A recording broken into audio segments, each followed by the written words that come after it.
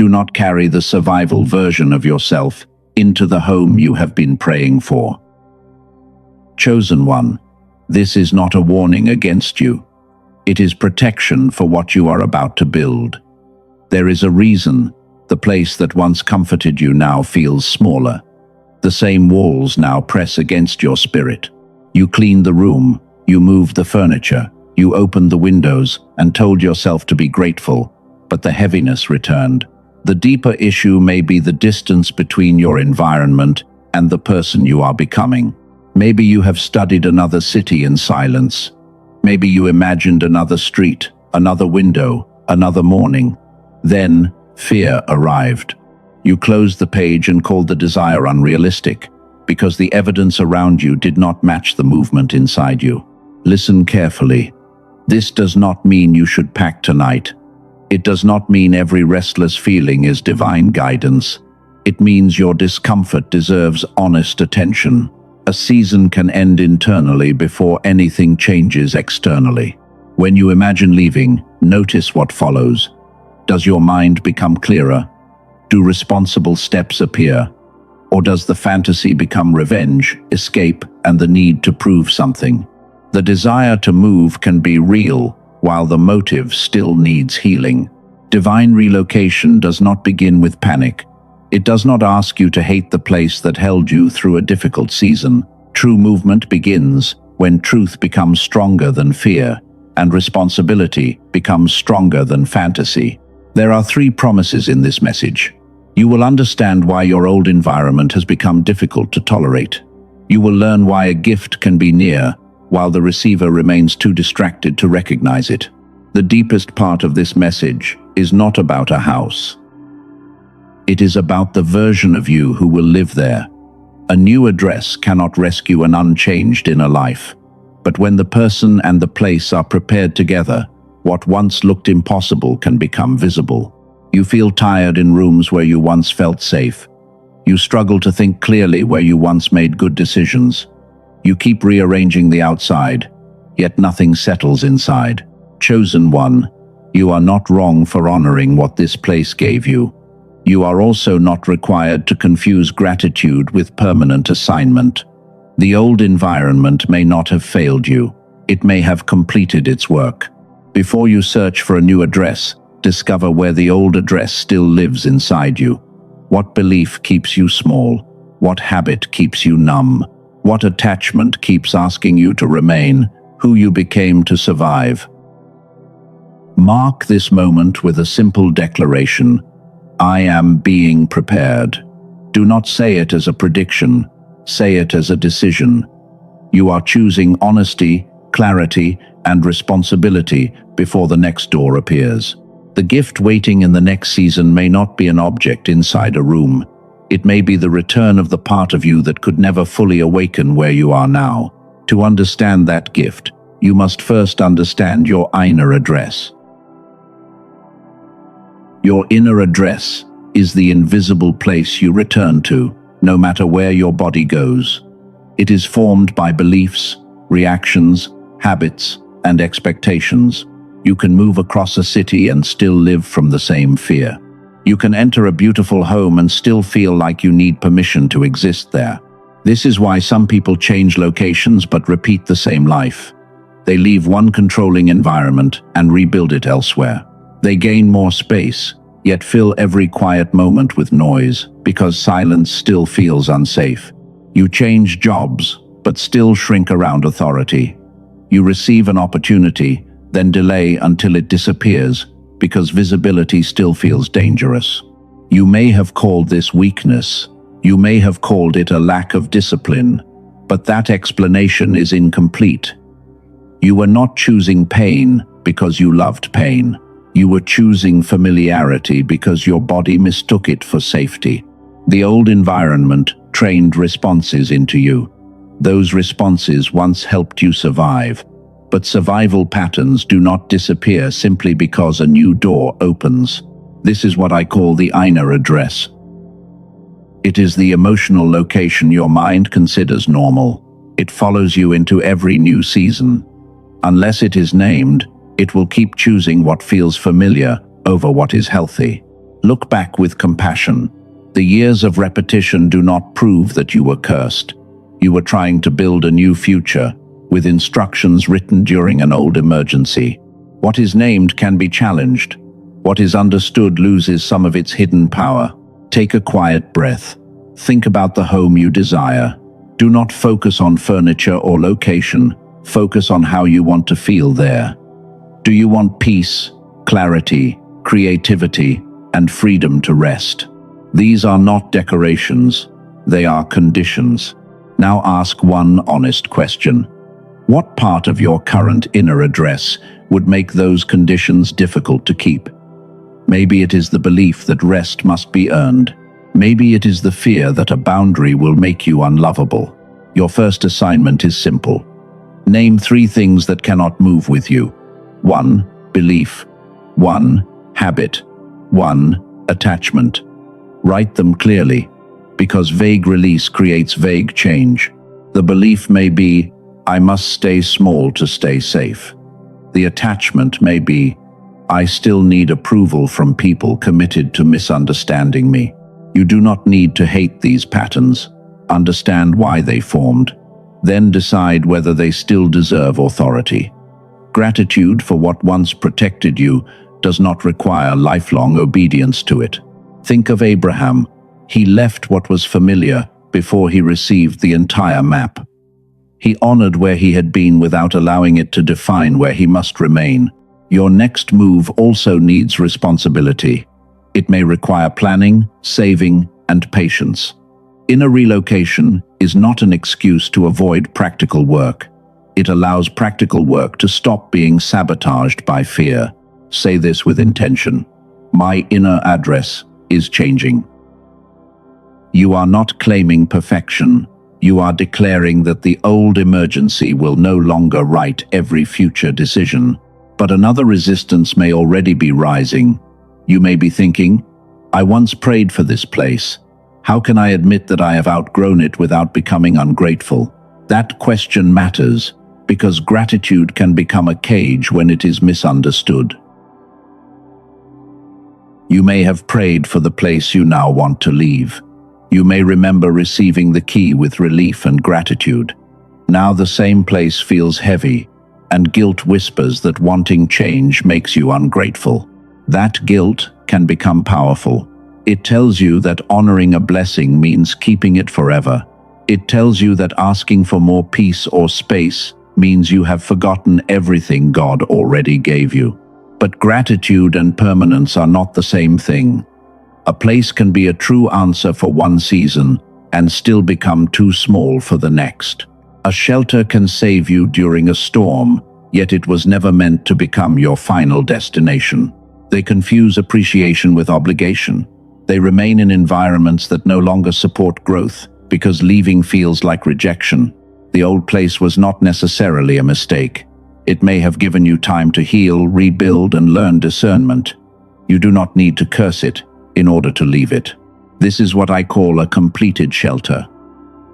It served a real purpose, but it no longer has the capacity to grow what is emerging inside you. The shelter did not fail. Its assignment changed because you changed. You became too large for the identity that once fit there. That difference releases you from shame. Now you need discernment. Not every desire to leave is guidance. Sometimes pain wants immediate escape. Sometimes fantasy makes the next place look perfect because responsibility feels unbearable. Use 3 tests. The first is the peace test. When you imagine the move, do you feel steady clarity beneath the fear, or only a rush of adrenaline? It means the decision can survive after the emotion settles. The second is the responsibility test. Are you willing to plan, save, research, and face practical consequences? The third is the identity test. Are you moving toward a clearer way of living, or only moving away from a person, memory, or conflict? Relocation also knows what it is building. Take a page and divide it into 2 simple parts. On one side, write what this place gave me. On the other side, write what this place can no longer grow in me. Maybe this place gave you safety, but can no longer grow courage. Maybe it gave you rest, but can no longer grow purpose. You are not leaving as someone who was robbed of every good thing. You are leaving as someone who can carry the lesson without carrying the weight. Picture yourself standing at the old door for the final time. You place your hand on the door and say, "Thank you for what you gave me, and I release what you can no longer give." That is not rejection. It is completion. You are not betraying the version of you who once needed this place. You are honoring that version by refusing to remain frozen in the season that saved them. Press like as a quiet sign that you are willing to honor what helped you without making it your permanent identity. And yet, something strange often happens after this realization. You expect clarity to increase, but your mind becomes scattered. You know the old season is ending, yet every option feels confusing. Transition creates pressure. Fear of loss competes with desire for growth, and the mind becomes divided between the person who wants to move and the person who wants nothing to change. That space has a name. It is the relocation gap. In the next part, you will understand why clarity often becomes weakest at the exact moment you need it most. You know the old season is ending, but your mind feels less clear than before. You open one page, then another. You compare neighborhoods, jobs, prices, and possibilities, yet every answer creates 3 more questions. You make a decision in the morning. By evening, you doubt it. You pray for direction, but your attention keeps breaking apart, because one part of you wants movement, while another part still fears what movement will cost. This is the relocation gap. It is the space between knowing you cannot remain the same and seeing a responsible path forward. It can feel empty, but it is not meaningless. It reveals where fear, grief, desire, and practical reality are competing for authority. Transition creates cognitive pressure. Your mind is trying to protect what is familiar while also imagining what has never been lived. That tension can make simple choices feel heavy, and it can make every possible future appear dangerous. This does not prove you lack faith. It does not prove you missed God. It means your inner system is carrying more uncertainty than usual, and uncertainty consumes attention. Notice the pattern. You open 5 tabs and finish none. You forget the question you meant to ask. You search for another sign because the last sign did not produce enough certainty. You may call this confusion. You may call it bad timing. But often it is divided attention, and divided attention can hide a clear next step beneath endless mental noise. Take a slow breath. Let your shoulders drop. Notice your jaw, your chest, and your stomach as you imagine staying exactly where you are. Do not judge the sensation, just notice it. Now imagine one responsible step toward change, not the entire move, not the final address. Only one step that could be completed with honesty and care. Notice what shifts in your body, but do not treat sensation as your only evidence. Your body offers data. Wisdom also needs facts, timing, prayer, planning, and peace. True discernment does not demand that one signal carry the entire decision. Say this quietly. Clarity is safe for me. You are not forcing an answer. You are giving your mind permission to become still enough to recognize one. A prepared move rarely begins with a truck. It may begin with a budget. It may begin with one honest conversation. It may begin with removing one obligation that keeps your future crowded. There is something else I want to place before you, then hold for later. Researchers spent years studying what happens when the different capacities of the human mind stop working together as they were designed to work. Their discovery reaches back to research connected with a Nobel Prize, yet the later application requires only 8 minutes each day. It does not replace prayer, discernment, or responsible planning. I will return to it after you understand the full shape of the problem. For now, hold one question. What if guidance is not absent? What if mental noise is keeping you from recognizing it? You do not need to solve your entire future tonight. Preparation is not delay when preparation creates useful evidence. You are allowed to move slowly enough to remain honest, and steadily enough to avoid hiding. The relocation gap is not a dead space. It is a training ground. Here, you learn whether fear will choose for you, or whether clarity will become strong enough to lead. To understand why that clarity can feel so distant, you must look at a gift that may have gone quiet before you ever dreamed about a new home. Before the noise became normal, there was a version of you who learned quickly. You noticed patterns. You created stories, games, pictures, and possibilities without asking whether they were practical enough to deserve attention. You did not need permission to imagine. Curiosity moved before fear could interrupt it.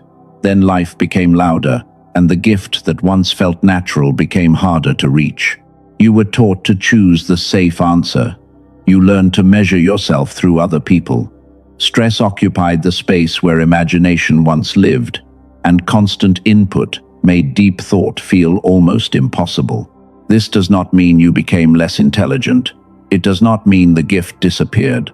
It may mean access became buried beneath pressure, distraction, and years of adapting to environments that rewarded survival more than creativity. Chosen one, the gift waiting in your new home may be the return of access.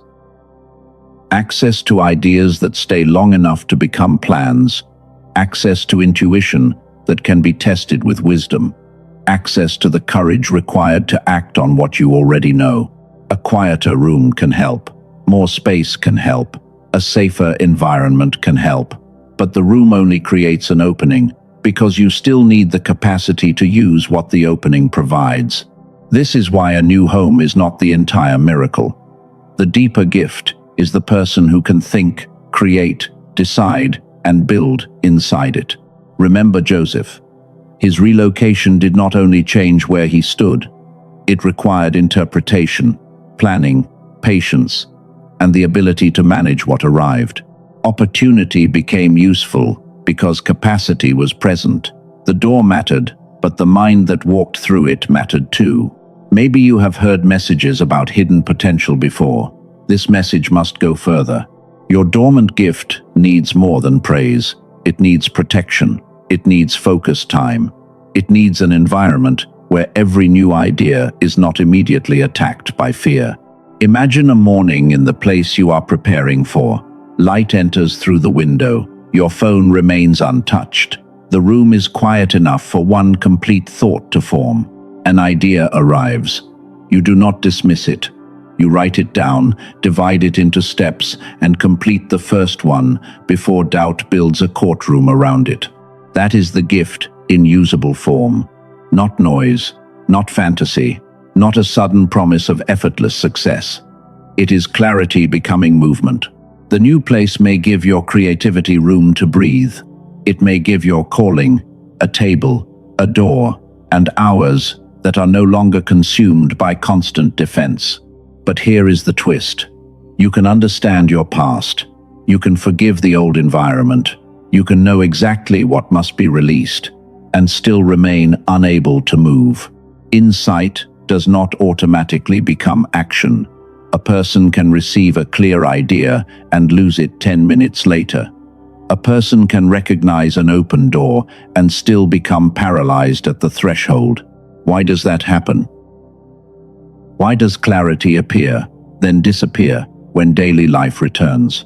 Why can a gift feel close while your mind remains unable to hold it? The answer is not that you need to force belief harder. It is not that God has withdrawn the invitation. It may be that the receiver is overloaded at the point where recognition must become decision. This is the missing condition. The promise can be prepared, the place can be prepared, but the receiver must also be prepared. In the next part, we will close the question that has been open since the relocation gap. You will see why knowing is not enough and what can support the mind that must turn insight into movement. Why does knowing all of this still fail to create movement? Why does clarity appear, then vanish when ordinary life returns? The answer may be that the receiver is overloaded. You see an opportunity, then delay. You form an idea, then lose it. This is not always laziness. It is not always weak faith. A divided mind can struggle to recognize, evaluate, act on, and sustain what has already appeared. This is the prepared receiver. A gift becomes useful when the receiver can notice it, judge it clearly, move with it, and care for it after it arrives. Begin with 8 quiet minutes each day. Ask one clear question. Remove the phone. Write the first honest answer. Then choose one step you can test within the next day. But most spiritual messages stop too soon. Knowing the pattern is only half of the answer. The other half concerns how the capacities of the mind work together. Earlier, I asked you to hold a question about research connected with a Nobel Prize. I waited because a solution only becomes meaningful when the full problem is visible. The season ahead requires faith, attention, judgment, creativity, and action. You need a receiver clear enough to recognize what is near. You are not forgotten. You are becoming prepared. The door can be visible while the mind remains divided. What remains is how to support the receiver. Research by Dr. Roger Sperry received the Nobel Prize in 1981. His split brain work helped reveal different functions across the 2 hemispheres, and the product team connects stronger coordination with fuller mental performance. The same source says most children show extraordinary creative ability, while very few adults keep that level. A woman from California described years of prayer, journaling, and meditation. She believed deeply, yet daily life still felt disconnected. After using the method, she reported easier access to clarity and inner connection. A man from Texas described constant responsibility and mental fog. Decisions had become slow and exhausting. After using the same method, he reported clearer focus and stronger follow-through. These are personal experiences, not guaranteed outcomes. A team led by Doctor Daniel Barone in New York developed an 8-minute targeted auditory sequence using neural sync technology. They call it the Genius Switch. It is a digital audio track designed to support whole brain activation through hemisphere synchronization. You use headphones, close your eyes, and listen for 8 minutes each day. It is not presented as a brainwave track or meditation app. It is positioned differently from common binaural audio and expensive neurofeedback systems. The Genius Switch is not for everyone. It is for the chosen one who knows that prayer and obedience still matter, while clarity can also be supported with a practical tool. The stated value was compared with $500. The listed price is $49. On the linked page, the current offer is $39. It includes 4 bonuses: a guided visualization, a smart grocery shopping guide, a classic manifestation book, and a printable 5 habits infographic. Access is digital and lasts for life. The offer includes a money-back guarantee. The product page also says the $39 price may increase, so that price is not promised beyond the current page. This is information, not spiritual pressure. The resource is never a condition for receiving guidance, a home, healing, money, or divine favor. The official product is not offered through Amazon, Spotify, or lookalike tracks. Similar names do not guarantee the same neural sync technology. If this resonates, the verified page is in the description and pinned comment. Read every detail before deciding. The tool does not replace God. It does not choose for you. It does not remove planning, wisdom, or courage. It supports the receiver, while obedience still belongs to the heart. A clearer receiver does not create the promise. It helps you recognize what deserves attention and what action can responsibly follow. The tool does not replace God. It does not replace obedience. It does not choose a home for you. And it does not remove the practical work required to move with wisdom. A tool can support clarity, but the life built from that clarity still depends on the patterns you practice. This is where many people make a costly mistake. They believe a new address will automatically create a new life. They move into more space, buy new furniture, and promise themselves everything will be different. Then the old routine quietly arrives before the final box is opened. You have a room for focused work, but you still answer every message immediately. You finally have privacy, but you continue living as though everyone needs permission to enter your time. You leave a noisy place, then fill every quiet moment with your phone because silence still feels unfamiliar. This does not mean the relocation was wrong. It does not mean the new home lost its blessing. It means human beings often recreate familiar systems, even when those systems caused pain. A new environment creates an opening. Your habits decide what fills it. This is the hidden mechanism. The address may change in one day, but the pattern must be changed through repeated choices. Look back without shame. You did not repeat the old life because you wanted suffering. You repeated what your mind already knew how to organize. You were not cursed. You were living from a blueprint that had never been replaced. A new key gives access. A new pattern creates a new life. This is why your first days in the next season matter. Do not wait until the move happens to decide how you will live. Begin writing the blueprint while you are still preparing. Protect the first minutes of your morning. Let silence arrive before the phone. Choose one block of time for creative work, prayer, learning, or building. Give that time a boundary strong enough to survive other people asking for access. Review your money once each week. Do not use fear as a reason to avoid the numbers. Clarity with money creates choices, and choices make responsible movement possible. Choose one boundary against unannounced access. Decide who can enter your time, your attention, and your physical space. A peaceful home cannot remain peaceful when every door is controlled by guilt. Choose one act of service or hospitality. Your home is not only a shelter from the world, it can become a place where peace is shared without allowing chaos to take over. Now close your eyes if it is safe. Take a slow breath. Imagine yourself standing before a door with the old room behind you and a gentle light ahead. Feel a key resting in your hand. You do not need to hate the room behind you. You do not need to deny what happened there.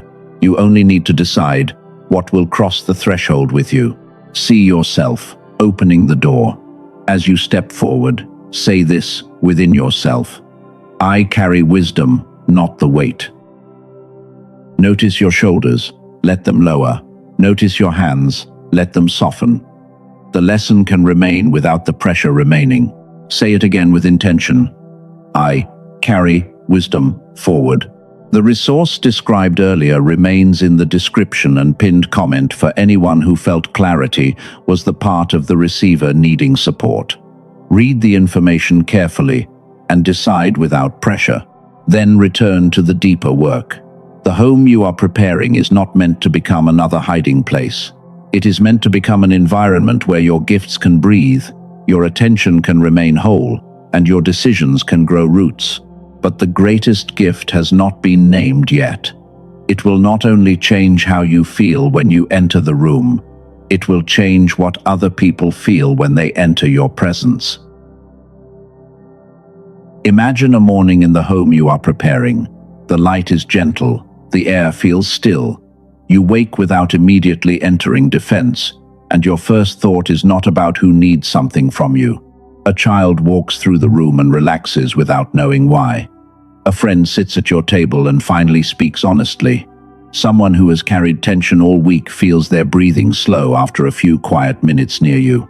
The home does not need to be large. It does not need expensive furniture. It needs order, intention, and a person who no longer confuses peace with emptiness. This is where the relocation becomes larger than comfort. Your new environment can become a living assignment. It can protect the conditions that allow clarity, creativity, service, and healthy connection to remain alive.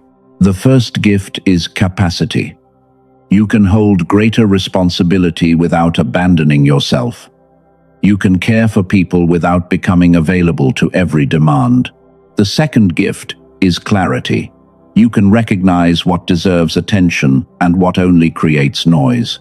The third gift is creativity. Ideas are given enough silence to become plans, and plans are given enough discipline to become action. The fourth gift is stewardship. You learn to keep what arrives instead of losing it through disorder. The fifth gift is sanctuary. Your presence and your environment begin offering safety without sacrificing truth. Picture one idea beginning in that room. It may become a business, a book, a new role, a service, or a solution for your family. The idea does not arrive with thunder. It appears quietly, because the receiver finally has room to notice it. This message still belongs to you even if you cannot move yet. Relocation can begin with one corner. It can begin with one desk, one cleared shelf, one protected hour, or one boundary that ends unlimited access to your attention. A woman once lived in a small apartment and believed nothing important could begin there.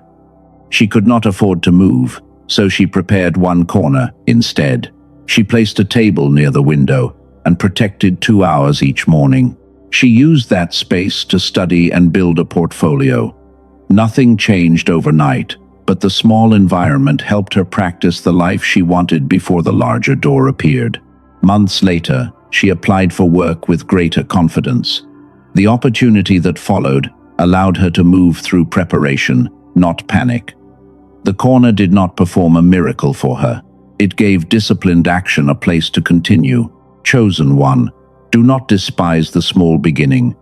A sacred environment is not measured only by size. It is measured by what it allows to remain alive. Share this message with the person who feels trapped in a place they once prayed for. Share it with the person searching for a home while fearing every decision. Share it with someone leaving a job, a relationship, or an identity that no longer fits. Before we close, I will speak a declaration over the home you have now, the home you may be preparing, and the person who will step into the next season. Do not leave with only an address in your mind. Carry a new identity in your heart. The final words will bring the place and the person together. Chosen one, the room became smaller because you grew. The discomfort did not automatically command you to leave, but it invited you to listen with honesty. The delay may contain many realities. Money, timing, planning, healing, and responsibility all matter. But the receiver also matters, because a prepared opportunity still requires someone able to recognize and steward it. The gift is now clear. It is capacity, it is clarity, it is creativity, stewardship, and sanctuary. It is the ability to notice what God placed within you, then give that gift a place to breathe, pause, and honor the place that carried you. Thank it for every night it protected you. Thank it for every lesson, every recovery, and every quiet moment that helped you survive. You do not need to curse the past. You do not need to pretend it was perfect. Gratitude allows you to carry the lesson without carrying the chain. Release the fear of starting again. Release the guilt of outgrowing. Release the need to explain every calling. Release the belief that clarity is selfish. Release the survival identity. Release the old inner address. Release the demand to see the entire map. My child, I am not asking you to despise where you have been. I am teaching you how to leave without carrying the chains. Place one hand over your heart. Let your breathing become steady. Speak these words slowly, and allow each one to become a decision. I am not abandoned between seasons. I am becoming a prepared receiver. I honor what protected me. I release what can no longer grow me. I carry wisdom, not weight. My mind is allowed to become clear. My home will protect peace. My gifts will have room to breathe. I recognize responsible doors. I am ready to move when wisdom confirms the way. I am chosen, prepared, and sent. Write this declaration below, I am a prepared receiver. Do not write it as a guarantee that a house will appear tomorrow. Write it as a marker of identity. You are choosing to meet the future with clarity, responsibility, and peace. The old address no longer defines you. The next address does not have to rescue you. You are learning to arrive as the person prepared to live there. The gift was never only the building. The gift is your restored ability to recognize, protect, and use what God planted within you long before this transition began. The door may open through a conversation. It may open through a budget, a job, a boundary, or a patient plan. When it does, you will not need panic to push you through. You will carry the lesson. You will carry the clarity. You will carry the peace that once seemed impossible to protect. Your current home can become a place of preparation. Your future home can become a place of expression. And your inner home can become a place where fear no longer has permanent authority. It is sealed. Amen.